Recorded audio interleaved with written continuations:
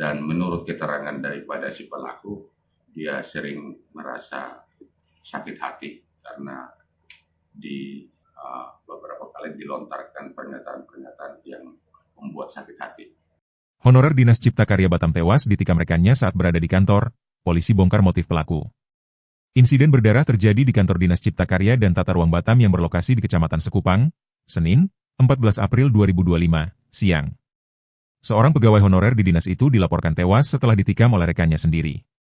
Kejadian itu terjadi setelah keduanya dilaporkan terlibat cekcok berujung hilangnya nyawa seorang pegawai honorer Dinas Cipta Karya dan Tata Ruang Pemko Batam itu. Dalam video yang diterima tribunbatam.id, garis polisi, pelis lain, sudah terpasang pada area kantor organisasi perangkat daerah, OPD, teknis Pemko Batam itu. Sejumlah bercak darah terlihat jelas pada sejumlah lokasi, masih di area kantor Dinas Cipta Karya dan Tata Ruang Pemko Batam. Polisi juga terlihat berada di lokasi pembunuhan di Batam itu. Belum diketahui pasti identitas korban dan pelaku cekcok berdarah di Batam hingga menewaskan seorang pegawai honorer Pemko Batam.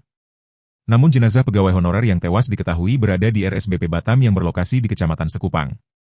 Sementara pelaku yang diketahui sama-sama pegawai honorer Pemko Batam itu kini berada di Mapolsek Sekupang. Polisi dilaporkan masih memeriksa pelaku penikaman di Batam berujung rekan kerjanya yang tewas. Ini penting untuk mengetahui motif dari pelaku berbuat seperti itu, hingga menghilangkan nyawa orang lain. Terungkap motif tersangka. Pelaku sudah diamankan polisi, saat ini masih dalam pemeriksaan oleh penyidik unit Reskrim Polsek Sekupang. Kapolsek Sekupang Kompol Ben Hurgultom saat dikonfirmasi mengatakan, pembunuhan ini motifnya sakit hati.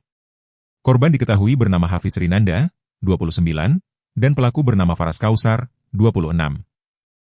Dugaan sementara, kasus ini dikarenakan sakit hati.